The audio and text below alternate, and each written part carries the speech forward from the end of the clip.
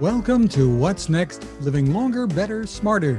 This edition is made possible by XCures, providing options for AI-assisted cancer treatment, and by the What's Next Longevity Venture Summit. Visit boomerventuresummit.com to register. We're happy you're with us. I'm Fred Fishkin, along with Mary Furlong. In this edition, Targeting Cancer with Tech and Talent. We have some wonderful guests, Mary. We really do, and we can't wait to share their stories with all of you. Well, the National Cancer Institute at the NIH says advancing age is the most important risk factor for cancer. The numbers climb steadily as age increases, and we have a couple of guests who all of you will want to meet. First, we want to welcome Mika Newton, CEO of a company called XCures. Hi, Mika.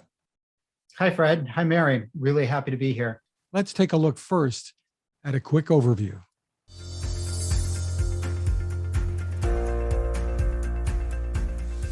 XCures is a technology platform that identifies and ranks the most promising treatment options for advanced cancer patients.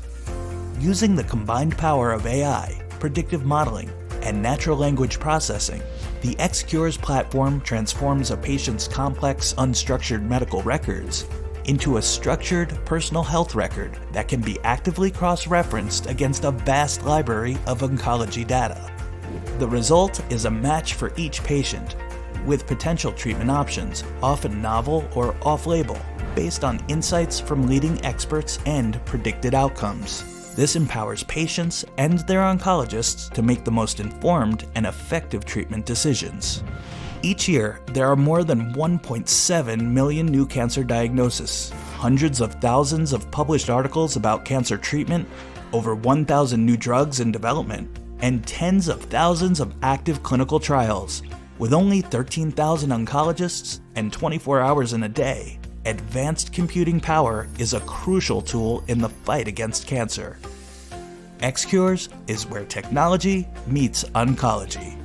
Here's how the platform works. Because every patient's cancer is unique, in the real world, many plausible treatments and combinations are never researched or tested because there simply aren't enough patients to run a traditional clinical trial. In fact, less than 5% of cancer patients are even able to participate in a trial. XCures is a new kind of virtual clinical study that includes all patients, all treatments, all the time. The result is a perpetual study that creates real-world evidence and continually updates the AI and options library. This real-time process creates a continuous learning cycle that informs the treatment of future patients and accelerates the use and development of the most promising treatments. XCures is a patient-first platform and is free to use for patients through the XInform portal and for our oncologists through the XDecide portal.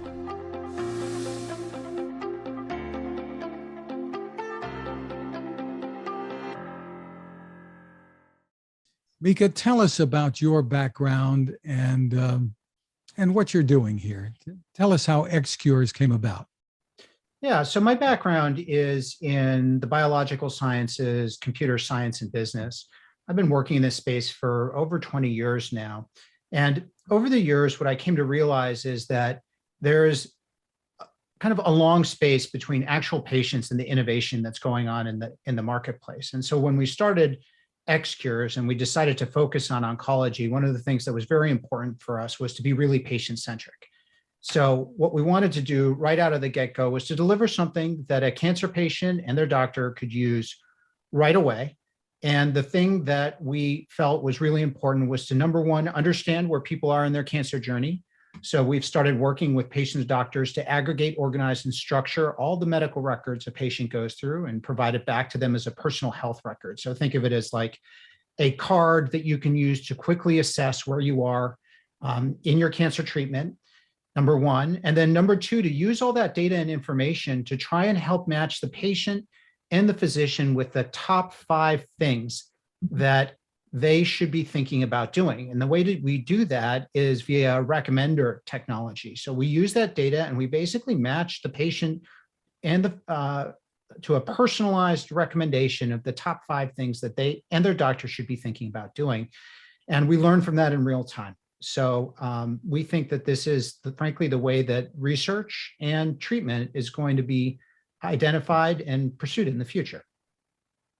So share with us some of the stories that people have talked about and how you're making a difference in their lives. Yeah, that's such a great question, Mary. So we just published a case study that I'm incredibly proud of, both the XCures team and the physician. This case study was published in Melanoma Research just a few weeks ago. And it's about a patient who had stage 3 unresectable melanoma that was beginning to progress. And so this patient was basically told that they would need to consider hospice care and would probably have to start managing a palliative care path going forward. We were able to work with that patient and their physician to get them into what's called an expanded access program. So, or compassionate use, it's often commonly termed. So there's a program in which the patient was able to get access to investigational therapy outside of the traditional clinical trial. And what's important about that is their physician was able to treat them in essentially a completely customized and personal way. The patient responded to that investigational agent. They were able to have surgery to remove essentially the metastasis at the lymph node that was causing the primary issue, and they're now cancer-free. So we don't find, and just to set expectations, this doesn't happen every time, but it's very clear that when you take a personalized approach and you think about the combination of personal care and precision medicine together, that there's enormous opportunity. And so as I told my team, if each one of these cases, and there's more than one where we know we've affected someone's life, if that's all we did, we will have been successful in our endeavor overall. Are there issues, Mika, when it comes to coverage for this kind of care? Yeah, so in expanded access, we don't really see as much coverage. The standard of care is covered by the insurer.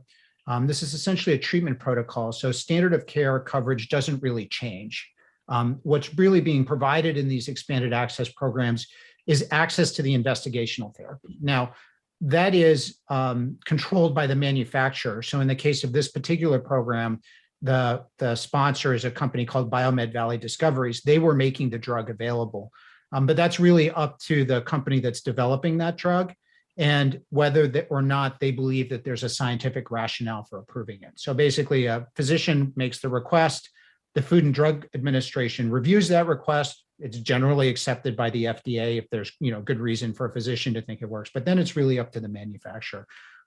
I will say more and more companies, I think companies like Novartis and Johnson & Johnson and others, really big companies, are leading the way in this, understanding that often this type of program is really the best possible option for patients out there.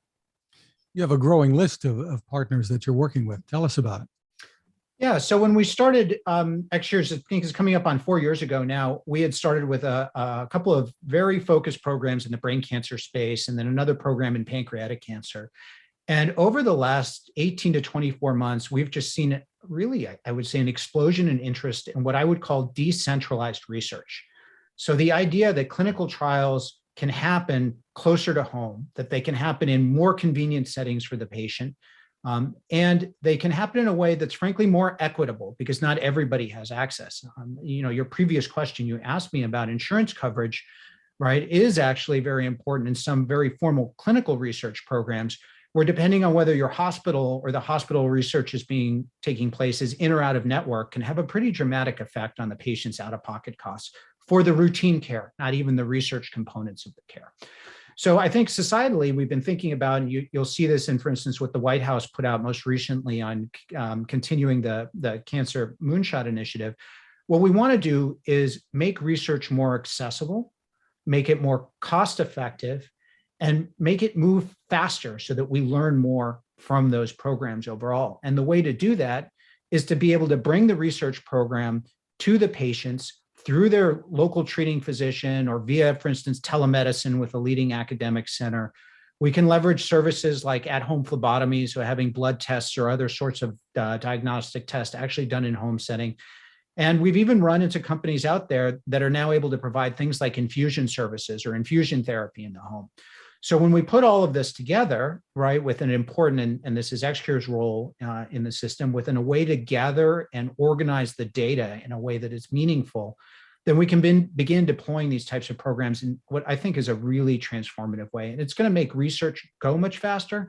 And I think most importantly, it's going to change the statistics that's been around for a long time, which is that only 1 in 20 cancer patients participates in clinical research. And that number should be much, much, much higher. So the other 19 out of 20 are just not necessarily finding the right opportunities to participate.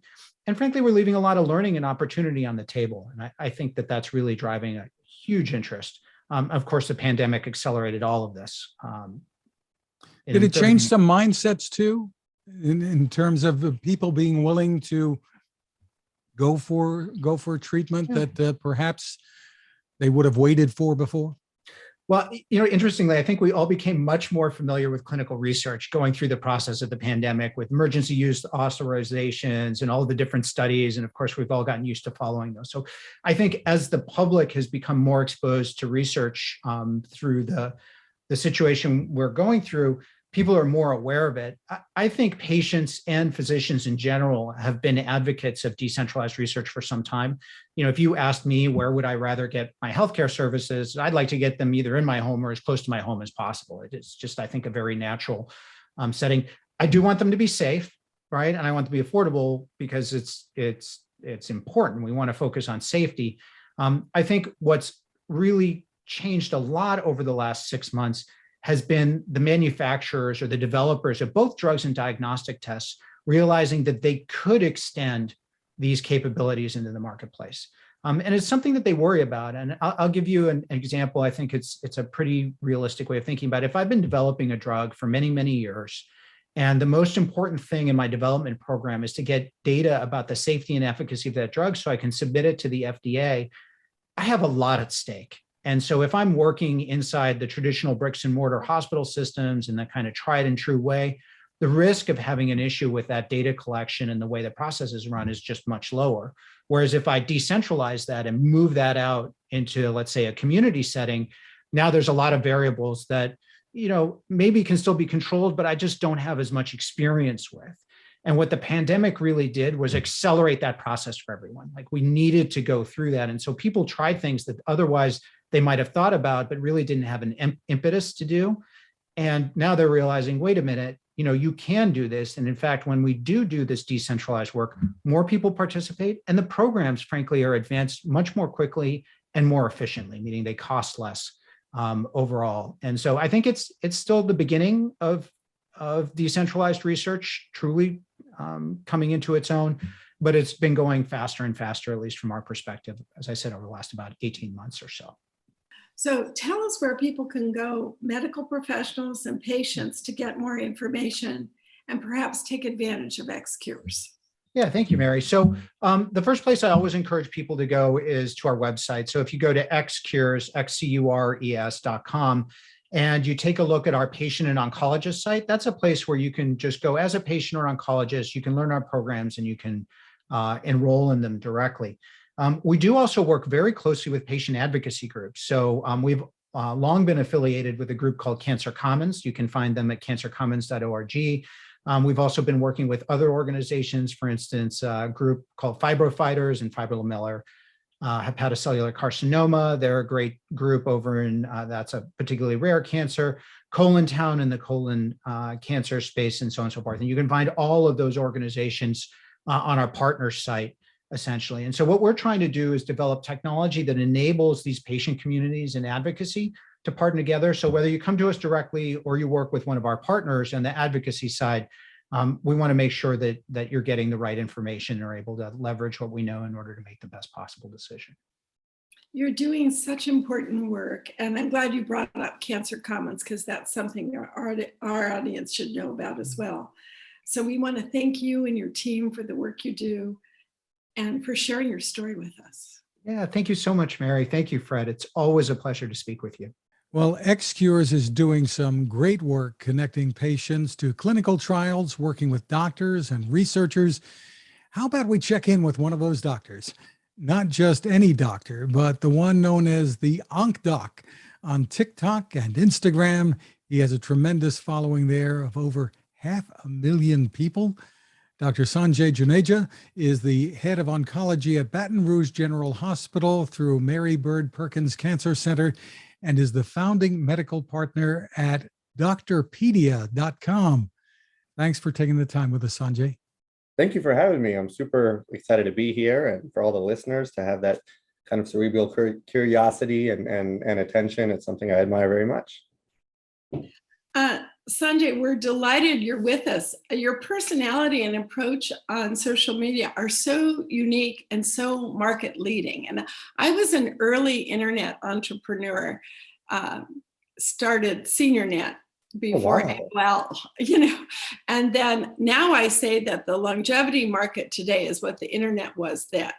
But I'm always excited when people take causes and technology and use the technology to amplify the causes. So tell us a little bit how and why you decided to do that. And you're doing that from Baton Rouge. So Steve Case would be proud of you because he says, innovation's happening everywhere. It's true. It's happening everywhere. And it's been very serendipitous in my case, really, right? So I'm a blood and cancer doctor specialist down in Louisiana. So is my wife, actually. We're both oncologists. And basically it evolved for two reasons. Number one, cancer is super scary, right? It's just a harrowing diagnosis. And I've really learned and appreciated, along with my own injury that I had, the car accident where I lost my eyesight. When you learn about things, you get more empowered. It's just everyone has the capacity to learn and understand something. And it's almost always placating about a diagnosis. So that's very important. But the way that the healthcare system is and how challenging it is to keep up with the number of cancer diagnoses, patients don't get that education as much in the room. So my purpose there is to just help all those people and their families understand why and what, and I think that just helps with with that really tall challenge of cancer. And then the second half is because again it's an oversaturated space because of how much cancer is out there, but how few oncologists. It's very hard for community oncologists to keep up with as fast and amazing as our science and technology world is. Approvals are coming out just so much more frequently. So if I'm able to update both, the people that follow me that are nurse practitioners and MDs and chemo nurses, but also patients, to say, hey, I saw this thing, there's an oncologist somewhere in Baton Rouge. He says he plays one on TV, but they said this new approval's come out and I think I had his mutation. And so that's really cool too. And unfortunately, to some degree necessary as things are evolving so fast. So between TikTok and Instagram, I'm able to do that. And then my podcast, Target Cancer, I'm trying to just keep up with all that information that's coming out and share it with everyone.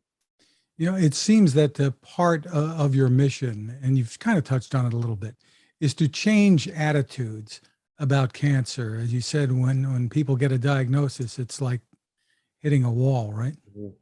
Absolutely. And I had a really good talk with an ER doctor that's kind of at UT Southwestern, and he's like, well, when I am in the ER and I have to tell someone that looks like a terrible cancer, that's hard, right? I have to say this is bad and life's coming, you may not have long. But I was like, really the appropriate thing today is to say, I need you an oncologist to talk to you, because the truth is cancer is different than even what it was 10 years ago. Before that, everything was shotgun chemos for the most part, and we just didn't have a good hold on it. But since 2015, where really immune therapy came out and targeted therapy, it is just a different world. And I think we would all be more vigilant and more forthcoming and more proactive if we were less scared about kind of the inertial impressions that still exist from the past few decades, and really be like, whoa, there's all kind of stuff out there. You can target it. You can have mutational analysis. It's not all chemo. And I hope that will trickle down to saying, let me get my screenings earlier. Let me go ahead and pursue this, even though the question of those days of waiting, if it's positive or not, is scary. I'm just hoping to disillusion it for that matter, because I also know a lot of people don't see an oncologist because of kind of the impression they've had from how it was treated in the 90s, Well, I want to give people a taste of what your videos are like. So I'm going to show a couple here. Okay, here we go.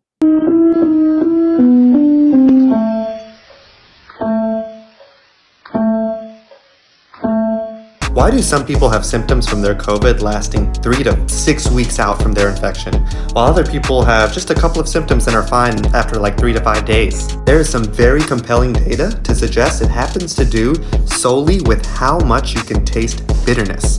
Are you a super taster or are you a non-taster? It also seems to explain why people that literally live with people with COVID still test negative, whereas some other people test positive immediately. Doctors Barham and Hall looked at 2,000 people to see if they were super tasters, non-tasters, or somewhere in between. Of the 2,000, 20%, 1 in 5, required hospitalizations from complications. What percentage of those that required hospitalization were super tasters? Literally 0.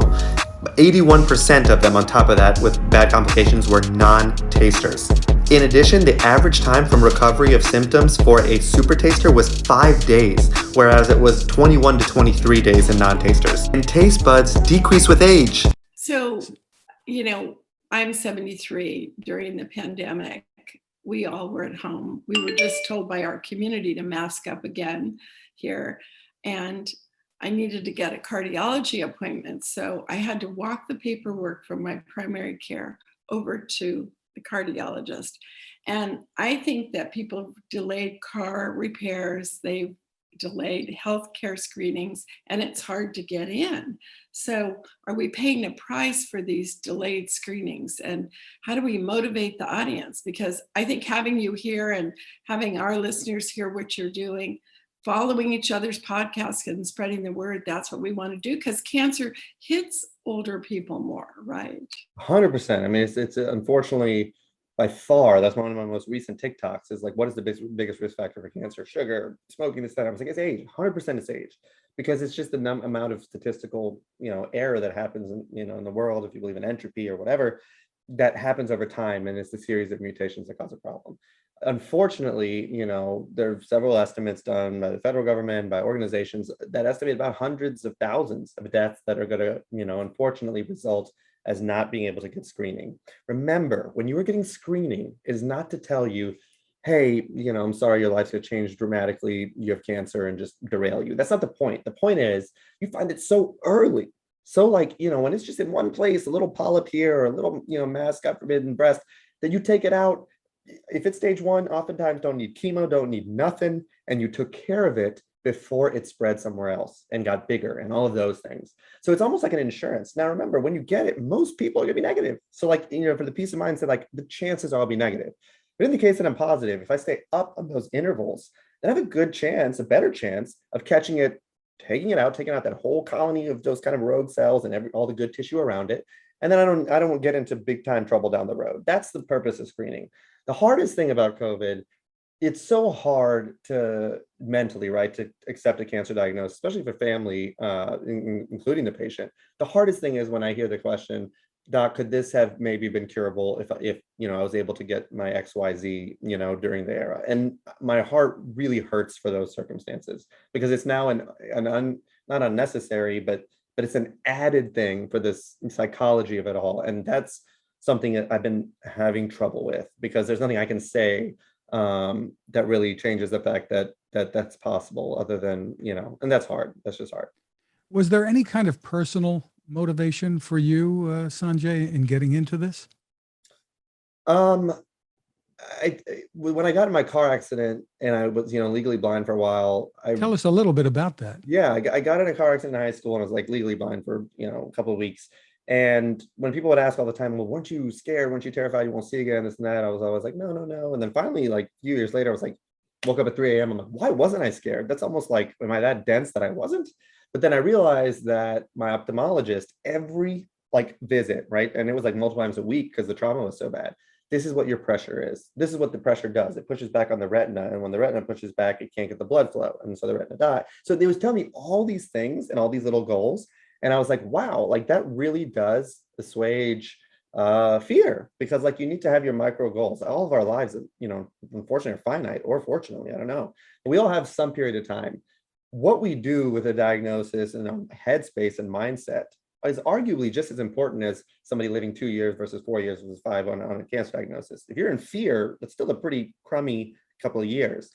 So with education, it can literally change the trajectory of that time period for whatever, if it's incurable, or even especially if it's curable.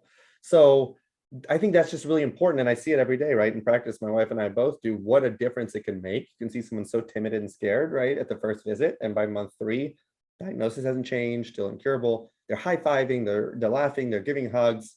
And it's like, how could this person be that person? And you hope that it's because they took ownership of the disease. They understand what these treatments mean, why you get restaging, what are the goals of care. And at the end of the day, and I say this humbly, I've seen that every single human being has the capacity for tremendous strength. I mean, I'm talking Atlas kind of shoulders that I can only hope I have a modicum of in the same situation. But I see it all the time. And I think what sprouts that is education, understanding, and ownership. God, God's celestial orchestration, whatever you want to call it, wills us with the capacity to face any challenge. But I don't think a challenge is fairly met if you're blindfolded and you don't know kind of the waters you're walking in. Unveil it with education, and you see tremendous things come out of people. What are your thoughts about the internet? Real quick here. I mean, you are on there, through TikTok, Instagram, but on the other hand, there's a lot of nonsense, I guess we can say, out there. So what do you tell people who want to, the first thing they want to do, no matter what, whether they want to make chicken cacciatore for dinner or find out about their cancer diagnosis, they're going online. What do you tell them? I mean, unfortunately, online is completely unregulated. There's no traffic from fact versus fiction. And, it's a simple phrase, but they said like the wisest man in the room says the least and listens the most. I always thought that at first to mean like you see the value in what other people have to say. But recently I've learned, especially with COVID and everything, I think the second part to that is what you say can really derail the way things go forward in a way that could end up being very detrimental. And I think people have a much lower threshold to share things and say them and have that position, when really I try to take that humility of like, let me be absolutely certain before, and what are the downstream consequences. So in that way it can be, I mean, for lack of a better word, dangerous. But I think if you do due diligence and see where your resources are they trustable? What qualifications do they have to have this opinion? Hopefully can combat, things that end up just frankly being wrong or made up in some, one-dimensional way makes sense. It could just be detrimental. But at the end of the day, you do the best you can in your own capacities, and it's kind of a waste of energy to try to worry or get too mad about it, because I think people inherently mean well. I do think that. So I think when they're sharing these things or whatever that may be wrong, like, that cancer is only for people that smoke, or that cancer can be cured with herbs. And I've seen people lose thousands of dollars believing that, and then their families are left with medical bills. That hurts me, but I would like to believe that people inherently just mean well, and it just takes education. So instead of criticizing, let's just overflow it, right? Saturate it with education that makes sense rather than criticism. I think about Michael Milken when he was diagnosed, and I met him for lunch not about a year after, I think, and he had a nutritionist that was really changing his diet. He had a new cookbook, and so gardens and nutritious meals can provide great source of support, as can peer support. It absolutely can, because Cancer Commons is another place for peer support. So the work that XCures is doing, the work that Stand Up for Cancer is doing, the work that you're doing from Baton Rouge, it's all so market leading and so important. And you're inspiring all of us to go get checked and to support each other through that process. Well, good. I feel like I'm just a conduit to try to, make sure that people have the best means of care they can. And that's why XCures is so great too, is because you just can't keep up like a community oncologist necessarily with the amount of just hair teasing things that exist out there that aren't approved yet, right? We find out when it's approved. Well, XCures will tell you about all of those things so that you really know if you have to make a decision. My dad, my son, my wife, like if we have to say, this is the end, there's nothing left, let's stop care. You want to be sure about that decision, right? And so XCures with AI technology is able to at least give you that security, or say there is something else that's being studied. So it's just a nice, if nothing else, even psychological element, but also it really does enable people to receive care and things that are very novel, that aren't chemo, and can be very effective. Fred, in our podcast, I think sometimes people that are boomers and seniors are navigating this phase of life without a guidance counselor. And they need to have a checklist, like when you go to high school, that says, did you get your health check? Did you get your financial check? And so today it's kind of a wake-up call for this checklist manifesto around screening and cancer. And we thank you for your amazing work. It's really impressive. I hope you'll stay in touch with us. Oh, I Come would love to. back I'm very to- humbled by y'all and everything you've done to this point and continue to do. It's literally people like you all that inspire me, and I'm just very grateful and humbled to be here. And I'm gonna- Before we let you run, Sanjay, I wanted to ask you real quick. You were invited to participate in the Healthcare Leaders and Social Media Roundtable series at the White House. Tell us just a little bit about that. Yeah, so that's a great thing that they're doing, and that's basically to recruit. They've kind of like, found people that are also they're very passionate about education in different facets of healthcare, online and in social media. And the same way that I'm trying to deliver the updates in cancer care and therapies, there's so much happening at the White House that's like enabling, people to get better cancer care or better cancer access or help move the needle forward in cancer. But how do we find out about that information, right? I'm embarrassed that I didn't know what I've learned by being on that roundtable now. And so their hope is that people that have this like niche, following, myself, the Onc Doc, is primarily cancer patients, I can then access, I've been, able to directly see what's happening in the White House as public information, but hopefully get it in the minds of many others. Like, for example, medical bills don't count towards your mortgage like anymore. If you can get an FHA approved loan, even if you're debilitated by medical bills that you're making payments on, and it won't count towards your credit score. So what does that do? That allows people to still live their life, even though they had a traumatic or, cancer diagnosis, and not also paying for it on the mortgage. And simple things like that. It's just like, what's the, we hire congressmen and congresswomen, they do such great work, but we also have to receive the information, and people are realizing social media and online may be just one of those avenues to do it the most potently. We're going to have to let some of the financial portals that we work with know about that, because there's a lot of companies like newretirement.com and others that are doing work in financial literacy that would be interesting. And ARP should know about that too. We could share it with them if you're not already working with them. Yeah, that would be huge. Well, it's the Onc Doc, ONCDOC on TikTok and Instagram. You can look for drpedia.com. Any place else, Sanjay, that we can steer people to? Yeah, YouTube, Spotify. It's called Target Cancer Podcast. I'm on those, and it's just all THEONCDOC. And I try to just put out education on all the different places. But yeah, I'm gonna sign up for the podcast, and I'll see you on YouTube or Instagram or TikTok. Yes. Sanjay, terrific. Congratulations, and thanks for spending time with us. Thank you all so much for having me.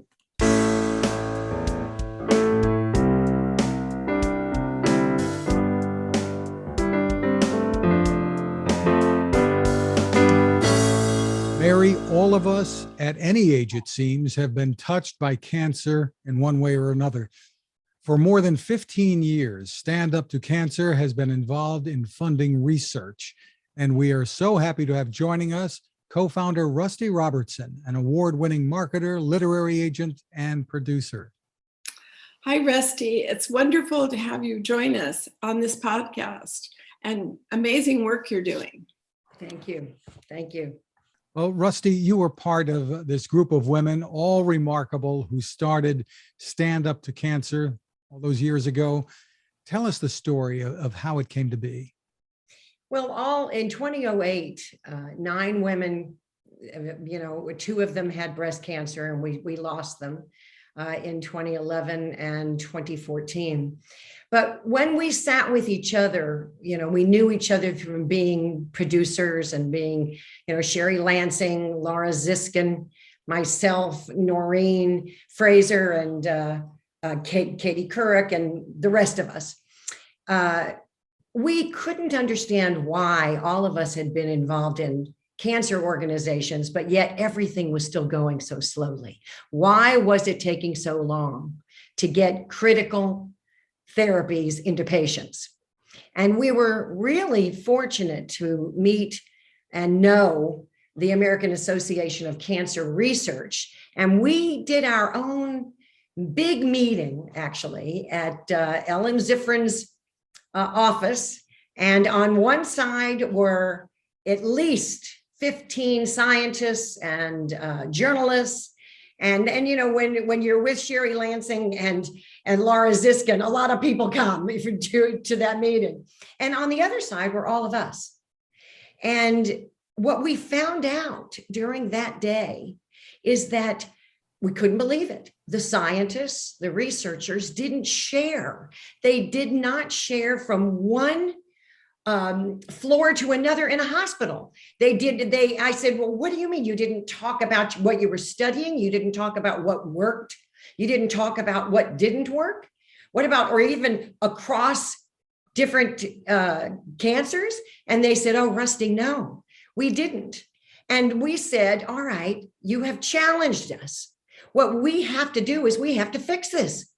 And what we did is we worked with Dr. Phil Sharp, became the chair of our teams and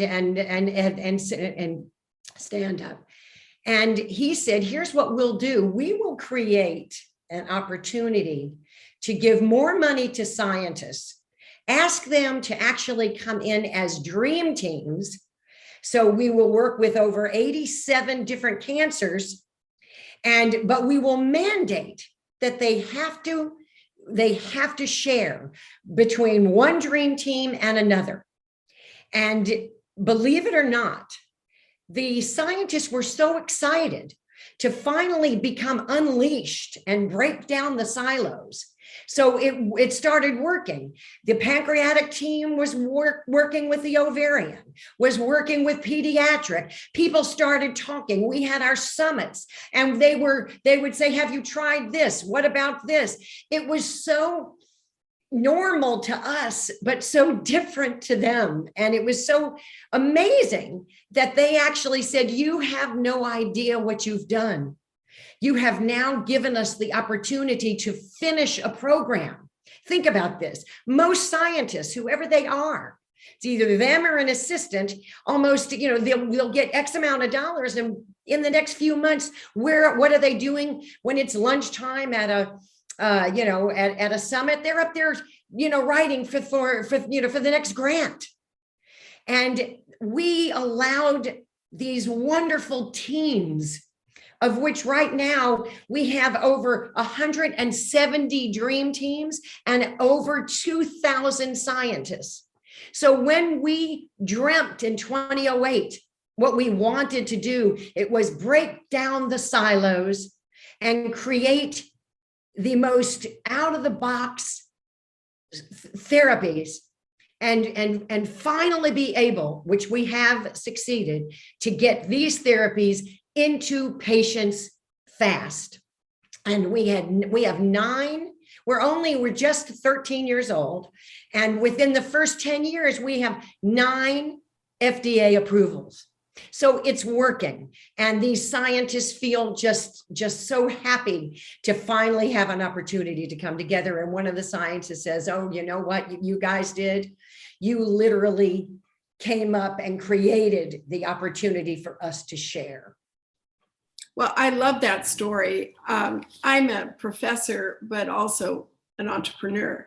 And so the idea of the academic research being in a silo versus the action research. So my early research was helping to mitigate the loneliness of older adults, but we of course created SeniorNet. That issue is still pervasive today, and it's always been a cornerstone of my work. But I'm also impressed by the business model that you have put together as a group of leading women.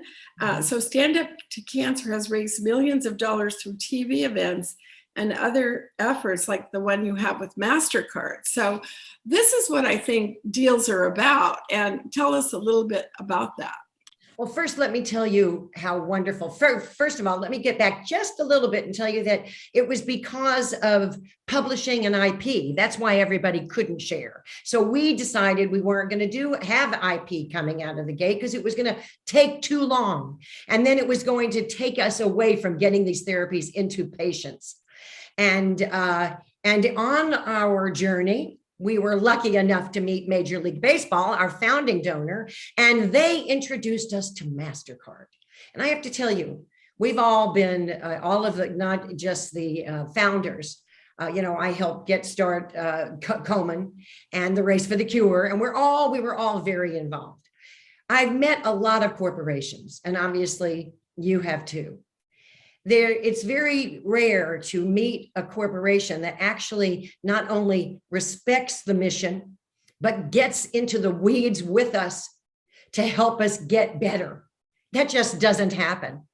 And one of the most wonderful things that we have is that MasterCard created a program. Well, it's a campaign, and they actually created a cause marketing spot and would donate media to get the word out. And we decided with them that dining and dining out was a very, very easy way to reach people. First of all, dining and even in these last years, cooking at home and having friends over when you could. But when this started, 10 years ago, we actually, it was all about over a meal and coming together. And it really made sense. And they are all about transactions. So, they've already given over $60 million for us. And you can imagine how many lives they've saved. And we come back, as you just said, every other year with a story and tell everybody where their money went, because 100% of what we raise from the public goes directly to getting therapies into people and to all of our wonderful and our teams. But MasterCard embraced it, and they said, here's what we'll do. And I'll just tell you what they're going to do this year. Starting today to July 15th, when you use your MasterCard, that's all you have to do. You don't have to buy anything. You don't have to donate as a customer. You can just use your MasterCard. Use it while you're at a grocery store to make that great meal and have friends. Do it when you're dining in. Do it when you're dining out. And when you do that, they came up with just a wonderful way to actually get up to $5 million. That alone was so unbelievable that we were going to get $5 million between right now and July 15th. And I said, how does that work? And here's how it works. For every transaction, when you use your MasterCard, they will give one precious cent up to $5 million with the data to July 15th. It's crazy, but isn't it the greatest? Because it's a transaction that saves lives. And I can't imagine ever saying to somebody, when you use your MasterCard, you're actually a part of these teams. And if you go to standuptocancer.org, you'll see what you just funded. And we'd like to hear from you. We also want to hear people, and so does MasterCard. Tell us what matters to you. Which cancer? What was your story? So it just creates this wonderful opportunity to bring people together. But isn't that just the most fantastic way to raise money and to have a corporation like MasterCard to create something that makes us better and saves lives? Well, I love stories like that. And there seems to be, in this time of multiple crises in our world, more sensibility to these kinds of partnerships. So tell us about the next television event as well. Well, it's every other year, so it's going to be in 2023. And we also were, obviously people that were very ensconced in the entertainment industry. And Laura Ziskin had done television and so many films, as did Sherry and all of us. But Laura also had produced the Oscars. So when we went to all of the networks and they said yes, it was because they knew we were going to create something great. And it was the first time that that we found out that, and that the networks had done something for a disease like this, for cancer. And every other year we decided that we needed to do a few things. Introduce the public. So you've got your corporations like MasterCard. You have the scientists and the science and the people of stand-up. And then what do you need? You need the public. So we wanted to make cancer entertaining. We wanted to introduce the public to a scientist. Actually, we wanted to tell stories, as you just said. It's all about telling stories, and it's about telling people where their money went. How many times people give to organizations, but nobody comes back and actually says, let me show you what we did with it. And we do that. We do that with our donors as well. It's very rare. We'll come and ask one of our scientists to speak to a board and tell them, this is what you've done by donating such an enormous amount of money. Let us tell you what we do. With the public, it's every penny, it's every dollar, but they deserve to know every other year. And the reason why it's every other year is that it's a big deal to do this, because we are on every network. Last time, this last August, 73 networks in 200 countries. That's a lot, but it works. So and the other thing that the women that started this wanted to do is we wanted to be totally transparent. We wanted to bring people in so they'll understand what we're doing, have an opinion, and feel comfortable. And MasterCard has given us that, and we can't wait to actually, see what happens next. Are there some highlights from these TV events that come to mind? Anecdotes? Oh my goodness! Well, of course. Well, we did all the there are a really million, funny I'm sure. ones with our comedians, obviously, because we do want to make it funny and make it entertaining. But we also have had wonderful patients that come on and hear their stories and tell us what stand up and the therapies and what we did for them. And some of those, to tell you the truth, you will tear up a little bit, but you'll be so proud because we're showing everybody that watches. This is someone who had stage 4. I'll just say it, last August, stage 4 pancreatic cancer and pregnant. And she brought her 11-year-old to come to our show and stand on the stage cancer-free. Now, let me tell you something. Great science, great scientists, obviously, but it gives hope. And it shows people, this is what we do, and this is how we do it. Obviously, when we started, we do want people to understand that there's hope, but we also have people that have decided not to, that we've lost, and we honor them as well. So the whole idea of our show, and we do have our little skits that are funny, somebody having a colonoscopy or something like that. And we do have a lot of great comedians that come on and wonderful musicians, because we do have a lot to be happy about, that we're here, that we're getting better, and that we're saving lives. I want to touch on that just a little bit. We've all been affected one way or another, from the president to everybody you can imagine, in one way or another, if not ourselves, somebody that we've loved. And I want to touch on how much hope there is today with the DNA research that's gone on, the genetics, and being able to tailor medicines to combat this horrible disease. Tell us what your thoughts are about the hope that exists today.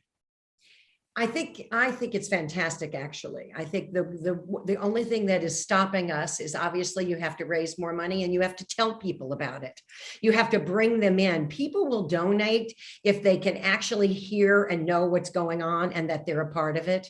And for some reason, in the old way of raising money and with the scientists, you just did not have that conversation. You have to change the conversation. Now, I want you to know that Stand Up is working with the convergence groups, which is bringing mathematicians and bio, and you name it, astrophysicists. We're bringing everybody to the table. And we actually are working on exactly what you're talking about for pancreatic and for breast. And I think it's these type of out-of-the-box opportunities for us to share with the public, and then obviously come back and tell them the story. If you want to have hope, you have to come back after you tell somebody what you're doing. You have to be able to bring everybody in together. Hope I can honestly say that our scientists, and now being over 2,000 of them, sharing every bit of what's working and what is not working, is the most important thing that we can do to tell the public to have hope. It's one thing to say to have hope, it's another thing to show it. And I don't think enough organizations, thank goodness you have this podcast, so you can talk to people. So I can come and work with you, and I can figure out what we can do in neighborhoods. And by the way, our health equity started in 2018. And we are actually looking at the under-resourced neighborhoods with clinical trials. We always say, when you get diagnosed, first, do not blame yourself. Second, get a second opinion. No matter how close you are to your doctor, get a second opinion. And the third, find a clinical trial. Find one, know who it is. Come to standuptocancer.org, SU2C.org. Come and look and read what we're doing. We are our dream teams and working with hospitals in certain zones to allow people that are in these under-resourced or people in every neighborhood to find out how they can get these clinical trials. And it's really, and it's been difficult. It's been a hard couple of years, as you know. It's been really hard because people that were stage 1 are now stage 4 because no one was going into the hospitals. We have a lot of ways right now that we have to work together even more right now with everybody in whatever city that you're living in. The only thing I can tell you is you have to educate yourself. You have to find someone that you can talk to. You have to please come to standuptocancer.org and read what we do. And the best thing that we do is we collaborate with other organizations. The only way we're going to get rid of cancer is if we all come together. Well, I know there's a way for us to have some of the people that we work with who are working on clinical trials, developing platforms for social causes around issues that can help. And also we work with US Aging, of course, and they have area agencies around the country who reach rural communities. So those are some of the players that I think you might want to look at. So tell us again how we all can help. All we have to do is order food and pay with MasterCard. Is that right? Really, when you think, oh, that's right. Listen, I am begging you. Tomorrow, talk about it. The next day, talk about it. Because I'm telling you, we will tell you what we're doing with your money, but we just need you to just pull out that MasterCard when you go to the grocery store, and you're going to go to the grocery store. And if it's not you doing it, give it to the person that's going to a grocery store. When you actually get, call DoorDash or any of any of them, when you dine in, when you dine out, MasterCard has this tap and go, and so use your MasterCard and I promise you guys, know that one transaction is getting rid of cancer. And that I have to tell you is the easiest way that anybody can make you and help you donate. Don't you agree? I do. And I just heard a story of Uber Eats delivering 300,000 meals to food insecure seniors. So food insecurity in seniors is another topic that we're working on right now. So much to do, but the point you raised about COVID and getting to the hospital and into medical care is on everyone's minds right now. So I just want to say, so happy to have you here. Another amazing woman in leadership. And Fred, you're brave to have both of us here this morning because we could talk all day, I'm sure. I love every minute of it. And Rusty, your enthusiasm and passion for this is so infectious. Thank you so much for spending time with us. Thank you, and I hope you have me back. Well, I, for one, am encouraged by the stories from Rusty and Mika. Now, some of us sometimes lose sight of the work that's going on day in, day out to help us all live longer, better, and smarter. Mary, before we go, we want to remind many in our audience about the upcoming What's Next Longevity Venture Summit. Once again, a virtual gathering focused on funding for the future, solutions for the booming boomer market. And Fred, we have a stellar agenda, as you know, planned for June 6th, 7th, and 8th. An agenda that reads like a who's who in the longevity marketplace. If you're interested in metaverse, or you're interested in workforce trends, or you're interested in investor trends, you'll find it all here. And we have online exhibits, pitch for distribution, business plan competition, and a bookstore. Really exciting. There's still time to sign up. And remember, since it's virtual, it's easy. The site is boomerventuresummit.com.